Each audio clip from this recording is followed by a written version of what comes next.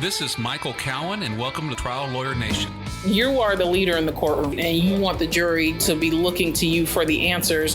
When you figure out your theory, never deviate. You want the facts to be consistent, complete, and credible. The defense has no problem running out the clock. Delay is the friend of the defense. It's tough to grow a firm by trying to hold on and micromanage. You've got to front load a simple structure for jurors to be able to hold on to. What types of creative things can we do as lawyers, even though we don't have a trial setting? Whatever you've got to do to make it real, you've got to do to make it real. But the person who needs convincing is you. Welcome to the award-winning podcast, Trial Lawyer Nation, your source to win bigger verdicts, get more cases, and manage your law firm. And now, here's your host, noteworthy author, sought-after speaker, and renowned trial lawyer, Michael Cowen.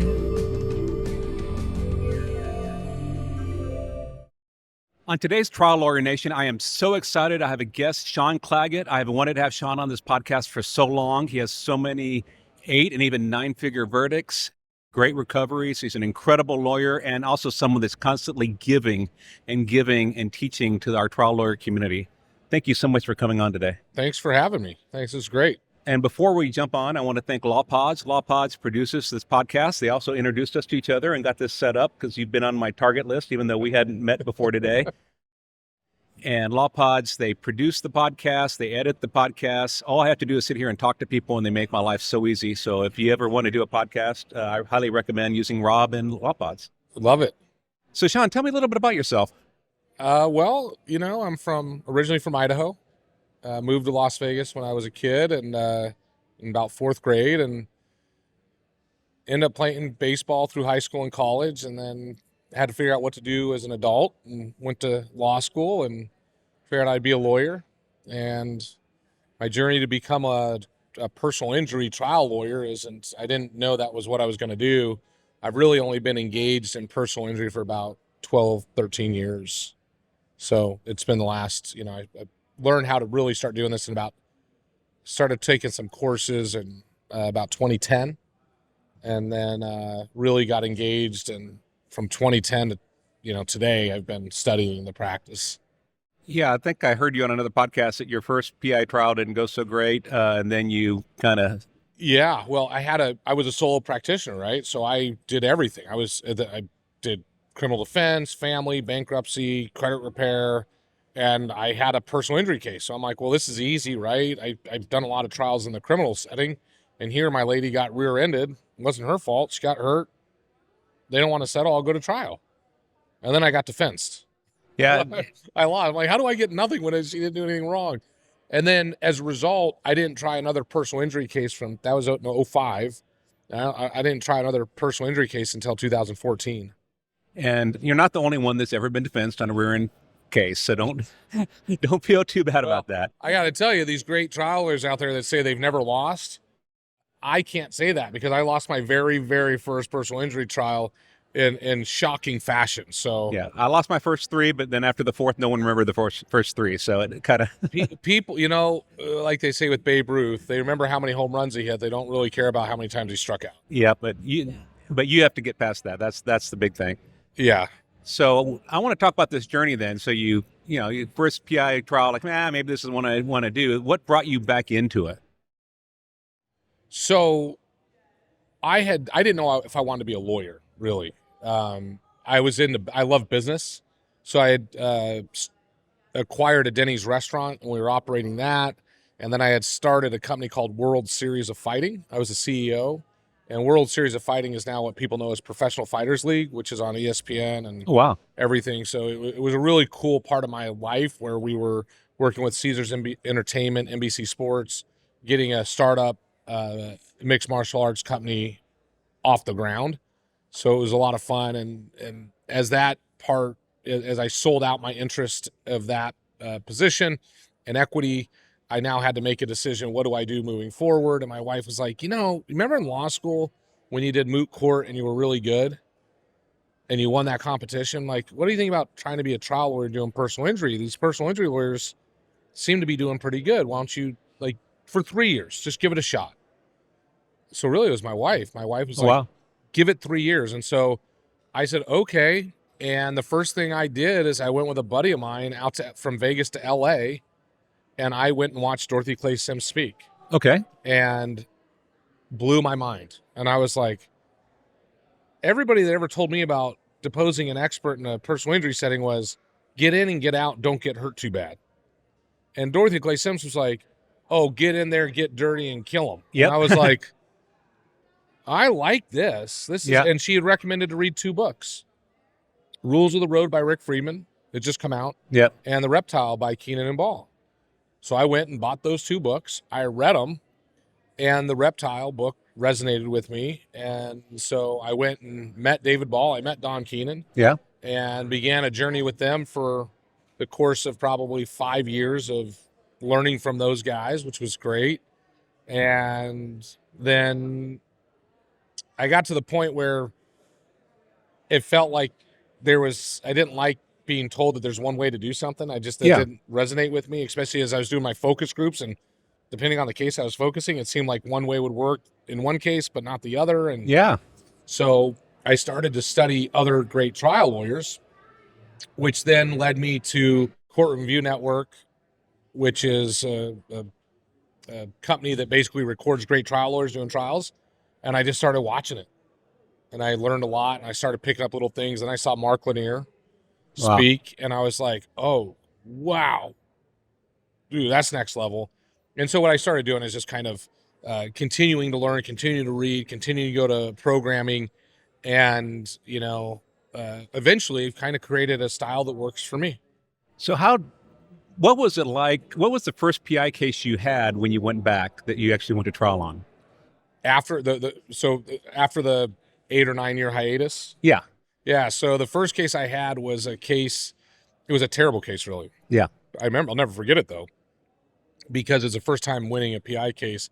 Now I had been doing the Reptile, learning and doing focus. I'd done so many focus groups by the time I tried this case, but it was, my client was pulling into a gas station, and a cab driver was backing out of a parking spot, and they bumped into each other. So before we get into what happened at the trial, I just want to go through, okay, first taste of PI trial you didn't particularly care for. Right. Yeah. You're done all this work to get back into it, but you got to go back in and get back in the arena. Like, what's that feeling? Well, I at that point, I was so excited to go and try the case, because now I had a foundation that I knew what I was doing.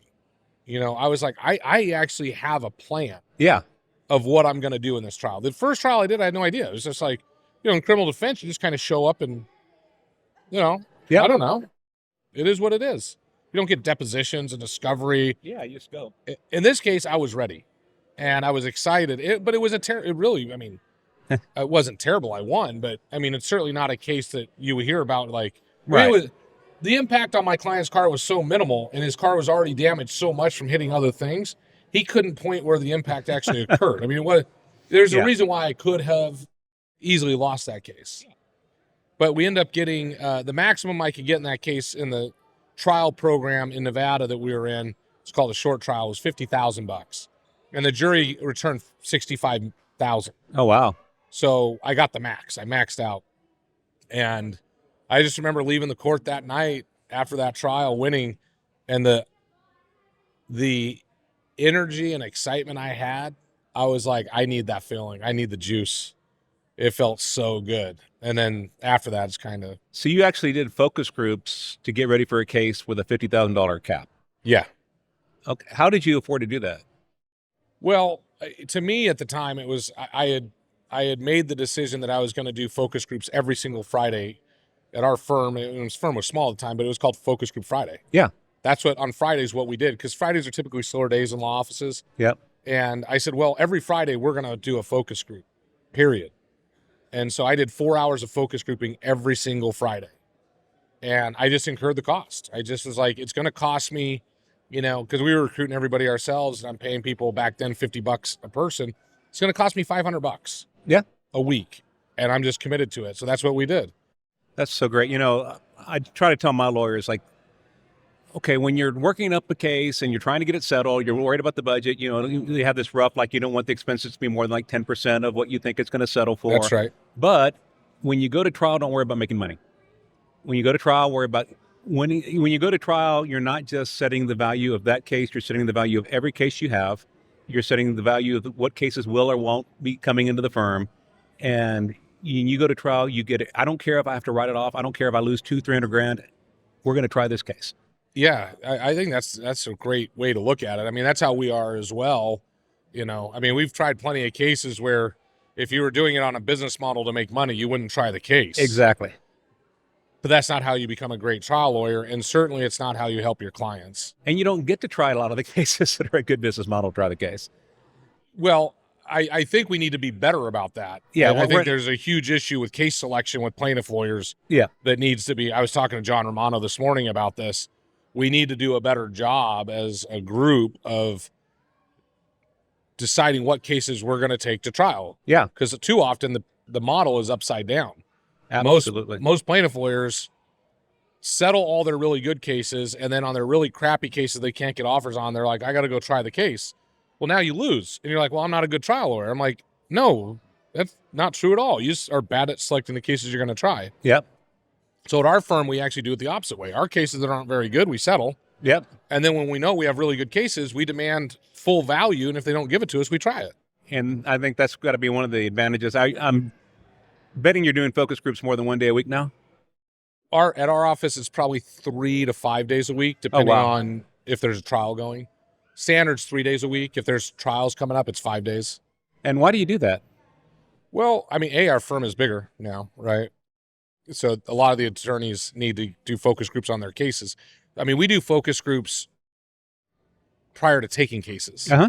So if somebody wants to refer us a case, we're going to focus group it most of the time. So our pre-lit teams are focus grouping cases.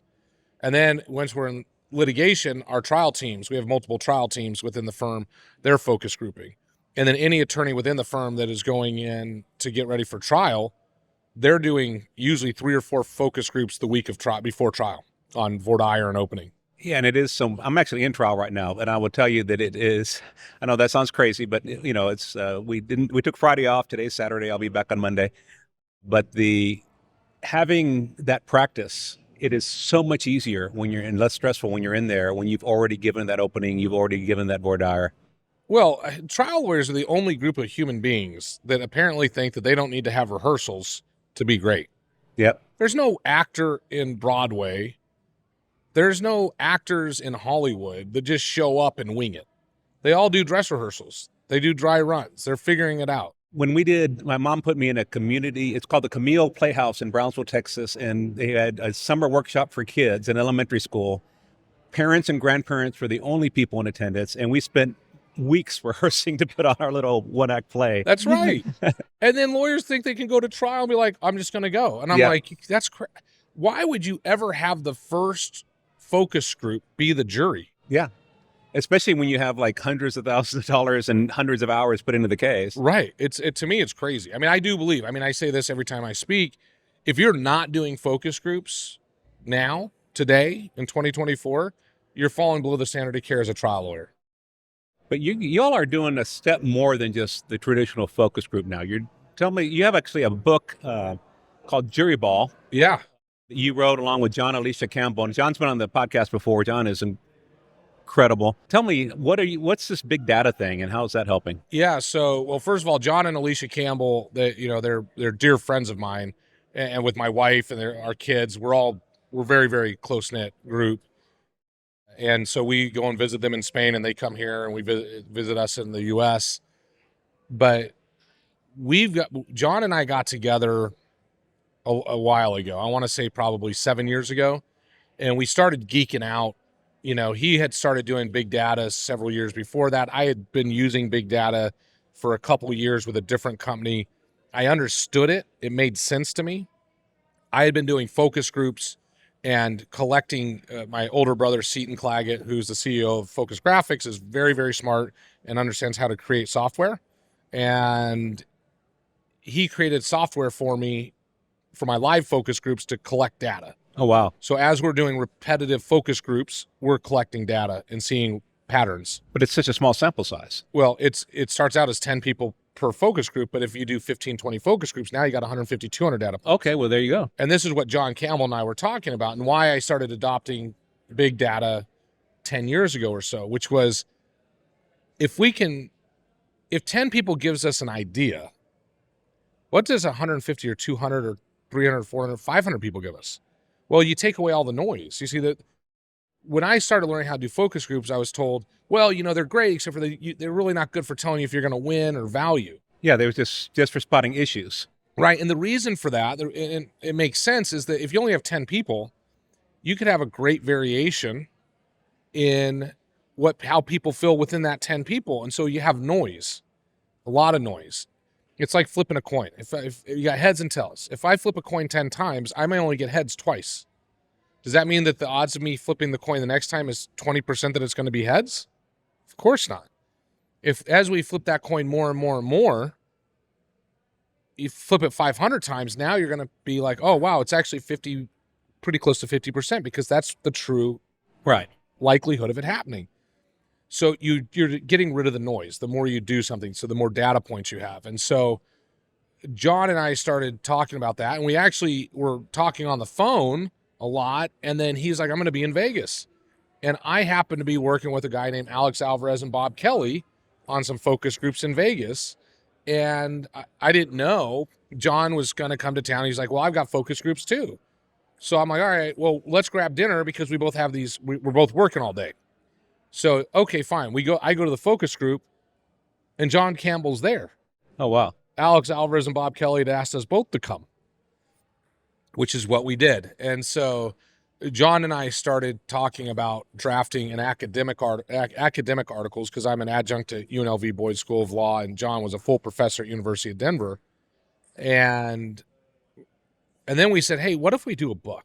Like, forget about academic writing. Like, let's just do a book for lawyers.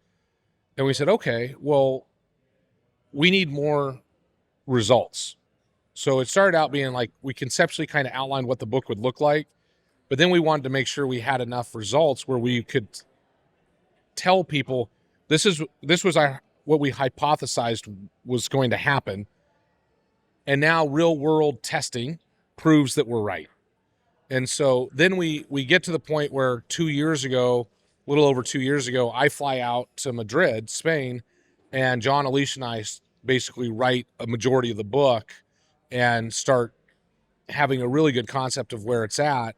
And so we wait, and I had this big trial in New Mexico that we were learning a lot of stuff about big data and the use of it and repetitive studies, which is what we wanted to wait to basically be able to explain how and why that's important in the book. So we waited until the verdict came out about 11 months ago. And once that was done, then we went in and really did a aggressive effort to finish the book. It was hard because, as you know, being a trial lawyer post-COVID, you're just stuck in trial over and over and over again. So finishing the book became a little bit difficult, but about 2 months ago, we finally finished it. And so the book basically walks people through. It's called JuryBall. You can get the book on JuryBall.com. Okay. Along with the book, we also have a jury selection software called JuryBall. That's the most powerful. And again, I love Alex Alvarez. He has awesome software too, but I'm self-promoting here. Yeah. So I'm going to say my software is the best.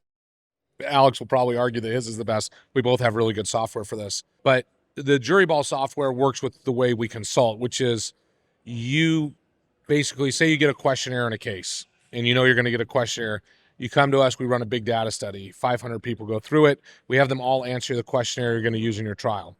Then we have actual empirical responses of how people respond to that questionnaire and how they vote on the outcome of the case. We then can actually score when your actual jurors fill out that same questionnaire. We now know how the answers are absolutely predictive of whether or not they're good, bad, oh my gosh, great. And then we load that in, and then every juror is scored for you. And then what you're really doing is following up and making some confirmatory questions to make sure that the questionnaire was filled out accurately. Wow. So it's pretty rad. And I've been the beta tester of this software in a bunch of trials over the last 2 years. And again, Seton Claggett, my brother, amazing. he's the one who basically worked to create the software. We basically told him this is what we want. Yeah. And then he created a team, and those software engineers went to town and created the software. It's awesome. And how do we get that software? I already ordered your book today. So we are not making it readily available to everybody. Good. But if you work with us on the big data, then we use it when we're helping you jury consult with you to pick your jury, because we want to make sure that it's being used correctly and doesn't fall in the wrong hands. Yeah, well, I mean, if somebody were able to get it, they would be able to use maybe 1% of what it's capable of, because the real power of it is us basically loading in your case specific data model into the engine of the software. So besides trying cases, do you consult too? Yeah, so I do a lot of consulting. You know, a lot of people are like, why don't you do more co-counsel? And I go, well, I do a lot of co-counsel, but as you know, there's only so many trials that we can do in a year. So what we do is I have a Jordan Logan at my office, and then we have that's our West Coast team. Jordan Logan and I do a lot of consulting with Will Sykes, my partner, Claggett and Sykes. On the East Coast, we have a firm called Claggett, Sykes, and Garza. Andrew Garza, 36-year-old, amazing trial lawyer who has 7, 8, and 9-figure verdicts already at age 36. It's nuts how talented this guy is. Andrew Garza and then June Hong, who's out of New York, help consult on our East Coast cases. Yeah, June's actually, I've worked with June before. He's actually, because I've worked a lot with Sari Delamont, and I've actually, when Sari was sick, she's much better now, but June worked with me on an opening. Oh, great. Unfortunately, it had to be over video because it was during the COVID time, but it was really, really helpful. Yeah, so we've created this awesome East Coast firm with really amazing attorneys. So, you know, I think that's how we do the consulting. And so basically the way the consulting works is you come in, you work with us for, we call them work days. If it's a discovery work day, it's early on, you come in early. We love that. We basically work with you. We ideally we're doing consulting, and we got John Campbell and Alicia Campbell on board. Yeah. We run an early data study, discovery data, and we figure out, hey, what do we need to focus on? Then we do a discovery workday, make sure everything's dialed in, and then the attorney goes out and does it. And then at the end of the case, when, hey, we went and got out all the information we needed, and we're working with them along the way, they come back, and then we do 2 work days in a row, back-to-back days, where we basically put together their opening statement, their order of proof, and their jury selection. Each year, the law firm of Cowen Rodriguez Peacock pays millions of dollars in co-counsel fees to attorneys nationwide on trucking and commercial vehicle cases. If you have an injury case involving death or catastrophic injuries and would like to partner with our firm, please contact us by calling 210-941-1301 to discuss the case in detail and see where we can add value in a partnership. And now, back to the show. Wow. Now, how do people find you if they have a good case and they want to try to get the help?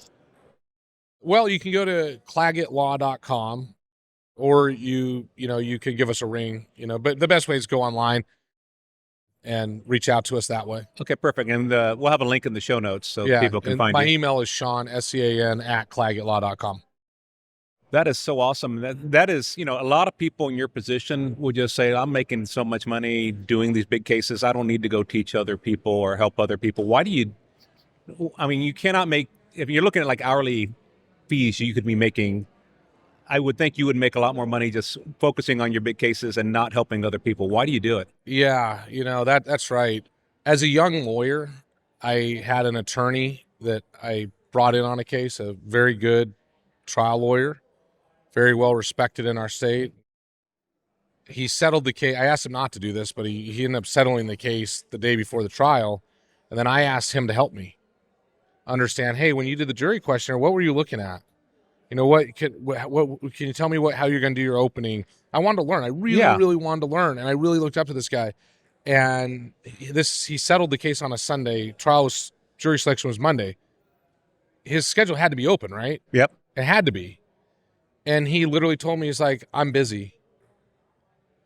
And it left such a terrible feeling and taste in my mouth that I said, I will never, ever, ever, ever do that. And it's really important to me to give back. And then I got involved in an organization that started monetizing, charging everybody all this money to learn. And it just felt gross. Yeah. Especially when they didn't really want to explain the why. Yep. Because if you teach the why, somebody may actually know how to do it and when to use it. And then they may not need to come back to your advanced class and pay you another $1,500 or something. And so I've just taken the approach that, well, things that made me not feel good, things I didn't like, I can control my response. Yeah. And how I help other people moving forward. And so my feeling is, I love seeing other people succeed. It makes me genuinely happy. The best feeling I have is when we have a consulting lawyer call me and they're like, dude, I just got a $40 million verdict on that case. I'm like, I'm way more happy for them on their verdicts than I am for myself. I don't know about you, but when I get verdicts, it's like almost a downer. Not that I'm like depressed that I got a big verdict, but depressed because it's over. That part, that fight, that, you know, how you're in it. Yep. And then it's over. When I'm not in it, I'm just consulting, I'm doing other things, and then I just have pure joy. Yeah. It's such a weird dynamic of how I feel with my own verdicts versus the verdicts of when we consult. It's like when one of my associates or partners or friends settles a case, I'm all excited. When I settle a case, like, maybe I should have gotten more. And same for verdicts. It's like, well, could I have done it better? Right. Yeah, because we are our harshest critics. Yeah. You know? Well, I really, like I said, there aren't that many people in your position that are giving back the way you do. And I'm like, when I heard your podcast, I heard you on a podcast when I was flying over here last night. And I said, I need to get this guy on my podcast because there are just not that many people on your level that will go and work with up and coming lawyers and help them reach your level. And just I think part of that's a huge amount of confidence you have that like there's plenty for you and for everybody else. You know what? I mean, I am more busy. I can't do it all. Yeah. I need other people to do it. And, you know, one of the things that John, Alicia, and I are doing is with our book, with the JuryBall and with big data, at this conference right now, TLU Huntington Beach, where we're doing this podcast, in my room when I'm teaching, less than maybe 10% of people have even heard of big data. They just don't know what it is. And we really have to educate ourselves as a group of plaintiff lawyers, what it is, because it's so accurate when you put in honest work, right? When you're fair to the defense. Yeah. Right? Makes you a way better lawyer, too, to be honest about what the defense case looks like. There's a whole lot of reasons why people that do big data are successful because they're putting in the work. Yep. And then you understand the value, because the scariest thing in the world is when you realize, I looked in the room when I was presenting, there's a couple hundred people in the room. I said, you know, looking in this room, I'm going to say that you all left about $2 to $4 billion on the table on your cases. Because what big data has taught us is that we are losing cases for asking for not enough money. That's true, believe it or not. Wow. People think, oh, you know, they always knew that asking for too much was dangerous because it's an overreach. But not asking for enough, you lose too. You get thrown out. You get poured out because you didn't ask for enough money. How come? Because the jury's thinking there's a certain value, and it's higher than what you suggest. And then they subconsciously believe you're lying to them about something. You know something they don't. Oh, my gosh. And they pour you out. And so it's really crazy, the lessons we're learning. And then, so what happens with big data is that we can run the same exact facts to 3 different groups, 150, 200 people in each group. They then come up with a win rate and a value. What's crazy, it's nuts, is to see how much difference your case has in value by just simply changing the amount of money you ask for. It's incredible. It can be $5-10 million in a case. Wow. Sometimes more. My trial we did in New Mexico, why we wanted to wait to write the book, was that the first time we tested the case was, I want to say $135 million. Could have the number off slightly, but I think it was $135 million ask. Do the data study, no pushback at all. I'm like, oh my gosh, I need to ask for more money. Then we asked up to $500 million, no pushback. I'm like, what? So then we tested up to $1.1 billion, and finally we got pushback. And I'm like, wow. So 1.1 billion is the number. I got to ask. That's the number I have to ask for. And if I ask for that, I'll get $511 million on average. Yeah. If I try that case 100 times, my average verdict will be $511 million. That's insane. Well, we tried the case, asked for the $1.1 billion, and we got $485 million. Now, some people will be like, oh, you totally missed it. You missed it by $26 million. But we're looking at statistical percentages. I missed it by what? 5%? Yeah. And most people wouldn't have the guts to ask for that kind of money even. And I want to go on the facts of that case because it's a really important case with really important issues. But most people would have been scared to even ask for, especially $1 billion or even $500 million. So first of all, tell us a little bit about that case. So it's a case that was on its face hard because it involved kids at treatment foster care facilities. So this was a one individual single little girl that was raped in treatment foster care. And there was other girls that had been raped before her and after her. Oh my God. By the same guy. And so that was essentially what the case was. And we were suing the companies that were supposed to be overseeing this guy.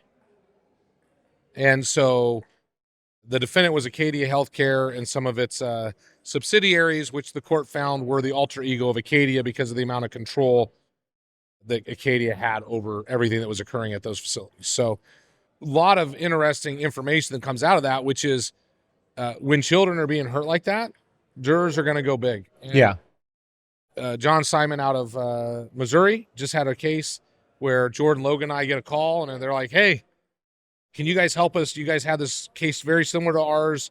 You just got that $485 million verdict. Can you help us? And we got on the phone. We're like, we'll help you. Absolutely. We start giving them, we gave them our PowerPoint opening. We gave them our themes, the ideas, and they kind of went with it. Good. Paid to protect, profit from neglect is what they went with, which was our theme. And they called us up a few weeks later, 3 or 4 weeks later, maybe a month, I don't know. And they're like, dude, we got $532 million. I was so excited and so happy for him. Right where it predicted too. Yeah. And so, but that's the exciting, when you can be genuinely excited and happy for other people's success. Oh yeah. That's a good place to be. Well, also telling these companies they need to pay a little more care to these vulnerable children. I mean, that's so. Well, they don't though, right? They viewed our little girl. I've never cried so much after a verdict ever. You forget how much emotion doing child cases is real hard for me because I just love these kids. And you're so angry that somebody would hurt them, especially kids who are already in the system because their parents maybe weren't the best parents, right? And that's what the reason why the defense thought this was a good market and a good place to make a lot of money, because all the kids in the system are throwaway kids to them.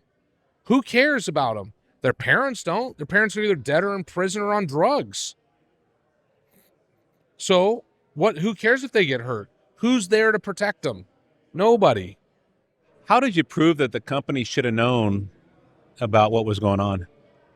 Well, because the girls were saying that they were being raped for 17 years. Oh my God. And every single time a girl would complain about being raped, the company would say, well, the girl's a liar.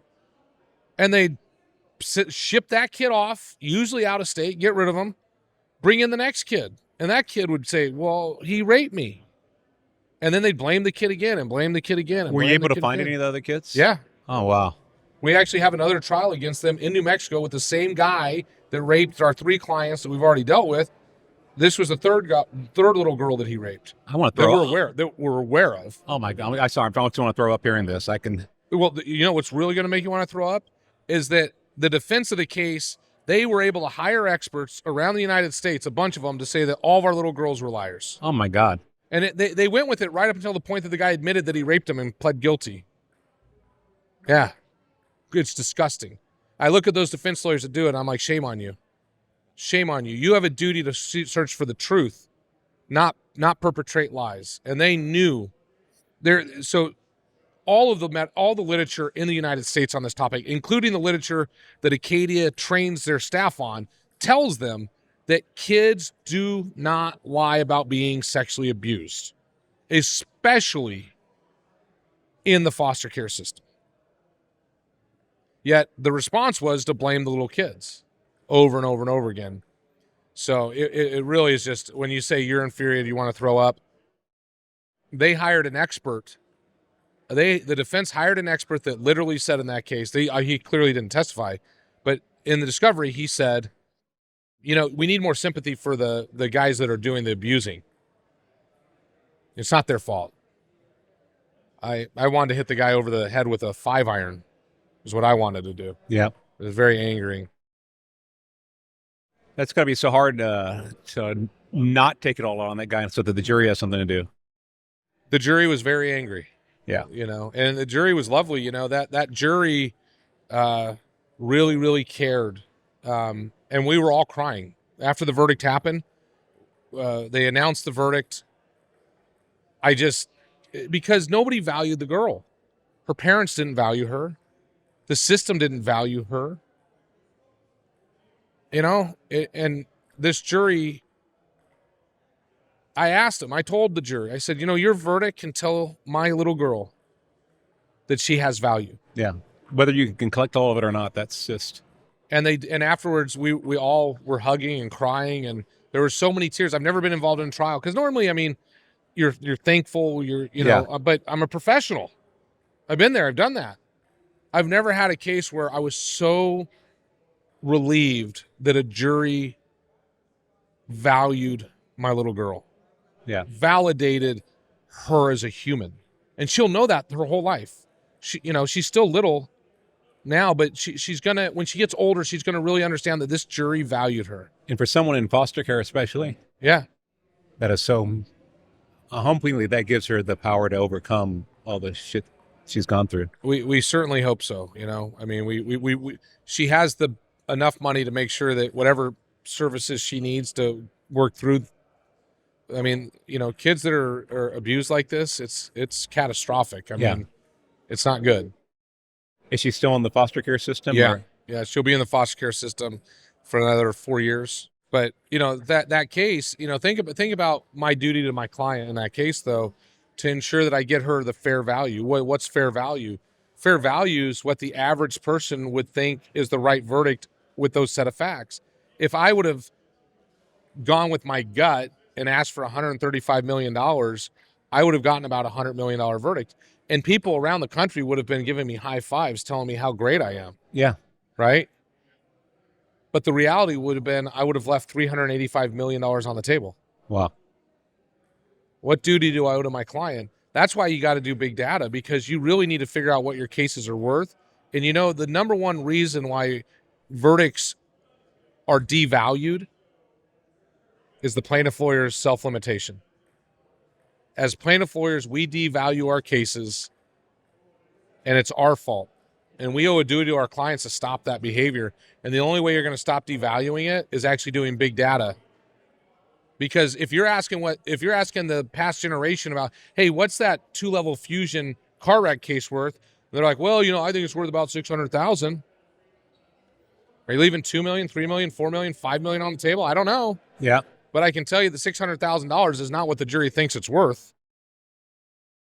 That's a good, it's almost hard to talk about another case after we talked about your Rio Arriba, New Mexico case. But I think it's important when we're going to talk about what big data can do, because some people might say, well, that's an exceptional case. That's such a horrific, the rape of a child is like the worst possible thing. But there's another case where you turned down, I think, up to $15 million in settlement offers, which was not as obvious of a big hit. Can you tell us a little bit about that case? Well, so there's the case we're talking about is the España versus Republic Services case, in which a Republic Service truck was making a right-hand turn and ran over an 11-year-old girl in a crosswalk and killed her. And in that particular case, the way that the case came to us was from a referring attorney who basically went to early mediation. At mediation, top offer is $250,000. What? The mediator told the mom, that's a lot of money for somebody like you. Wow. Should really consider taking it. And they left and came to our office from the mediation, hired our firm. We then worked the case up with the referring attorney. And so we do the case, and the referring attorney was great and is kind of the poster child of what we hope our work does. His name's Patrick Kang. He's a great trial attorney out of Vegas. At the time, he hadn't had a lot of trial success, but he wanted to learn. So we bring him in. We show him everything we do from start to finish. He's there with us. He really learns what we're doing. And so we run big data on that case. And big data told us a couple real interesting things. One, we're going to win. Two, Punitive damages, probably, maybe, but maybe not. But compensatory value of the case was about $38 million. Comparative negligence, get this. I could not wrap my head around that they are going to blame my little girl. No way. I kept getting my little girl, even in my live focus groups, was picking up comparative. And the big data says I'm going to take about 27%, a range, but average 27% comparative. So we'd go and do the trial. Well, at $38 million with 27% comparative, basically is still about $29 million. Yeah, not bad.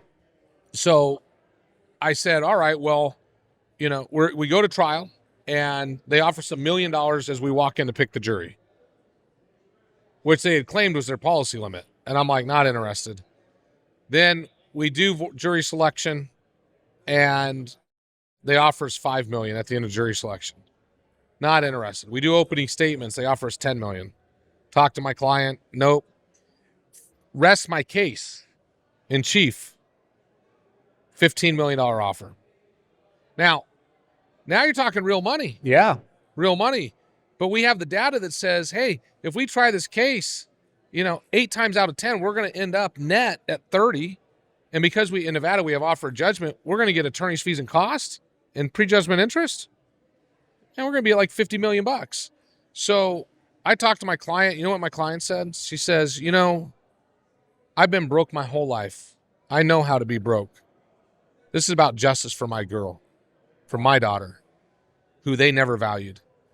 And so she gave us the green light to push forward to the verdict. And then, of course, remember the data said value $38 million with 27% comparative on average.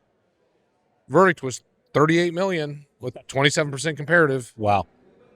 But there's no way most lawyers without that data would be able to turn $15 million, a lot of money to turn down. It's a lot of money to turn down, and people would say I'm crazy, except for when you know that the average return on the set of facts is going to be net 30 plus attorney's fees, cost, and interest. $15 million is not a smart thing to do. Yep. Right? My worst day in that, the big data also tells me my worst day. My worst day was $11 million. Well, with attorney's fees and cost, that would have exceeded $15 million. So I didn't have risk. Yeah. I actually, by not taking it, I didn't risk anything. That's amazing. And so we basically have the tool at our disposal now with big data to be able to say, look, this is the reality of your risk. You need to know your risk. And once you know your risk, now you can make decisions that really protect your client. And it goes beyond just trial. Once you have your verdict, because sometimes we hit home runs. We beat the data, and then it goes on appeal. Yep. Well, what should you do when the defense offers you at or in excess of the average value of the case that the data predicted? Do you take it or do you roll the dice? Well, I don't know what your issues on appeal are, but one might suggest if you got some issues on appeal that you're not sure about, maybe you take the settlement at the average verdict that you're going to get if you try it 9 times out of 10. Right, because if you get a remand, then that's probably what's going to happen. Right.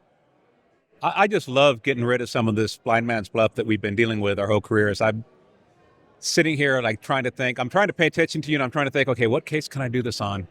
What's my next trial coming up that I can do this, or big case that's being worked up? It's so much fun because when you get your data and then you go try your case because they won't settle with you, of course. And the great thing is now you're demanding, right? Like you set up your demand value.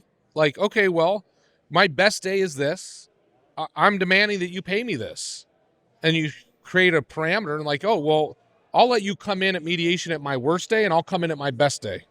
And we'll go from there. And they never want to do that, right? Yeah. So, but you're literally now creating an environment where every decision you make is based on hard data. It takes all the risk out of what we do. That is so awesome. And I'm sure it's not cheap, but when you're talking about millions of dollars of recovery, it's a really good investment. Well, part of the consulting we do, this is the thing. There's no reason that people aren't doing it. John and Alicia have created a system for smaller studies at $7,500. Oh, wow. It's not nearly as detailed as a full study, but it's pretty good. You get 75 jurors in there. I mean, it's pretty good. But more importantly, if the case has a value in excess of a couple $1,000,000, we'll seriously consider consulting along with John and Alicia doing the big data as part of the consult. So now there's no reason to do it because you're just share some of your fee on the consult and there's no risk to you. Okay, now I know what case I'm going to talk to you about. Well, we got to go off air for that. So, man, it has been so. I could talk to you all day, but unfortunately, fortunately, because I get to go back to trial, I got to go fly back to Texas a little while. Yeah, and I get to go talk in 20 minutes on post-verdict settlement negotiation techniques and strategies, which we use big data to help guide us as well. Oh, right. Well, it was so awesome to finally meet you and talk to you, and I'm looking forward to working with you in the future. All right, this was awesome, man. Thank you, Michael. Thank you. This is great. Thank you for joining us on Trial Lawyer Nation. I hope you enjoyed our show. If you'd like to receive updates, insider information, and more from Trial Lawyer Nation, sign up for our mailing list at triallawyernation.com. You can also visit our episodes page on the website for show notes and direct links to any resources in this or any past episode. To help more attorneys find our podcast, please like, share, and subscribe to our podcast on any of our social media outlets. If you'd like access to exclusive, plaintiff lawyer-only content and live monthly discussions with me, send a request to join the Trial Lawyer Nation Insider Circle Facebook group. Thanks again for tuning in. I look forward to having you with us next time on Trial Lawyer Nation. Each year, the law firm of Cowen Rodriguez Peacock pays millions of dollars in co-counsel fees to attorneys nationwide on trucking and commercial vehicle cases.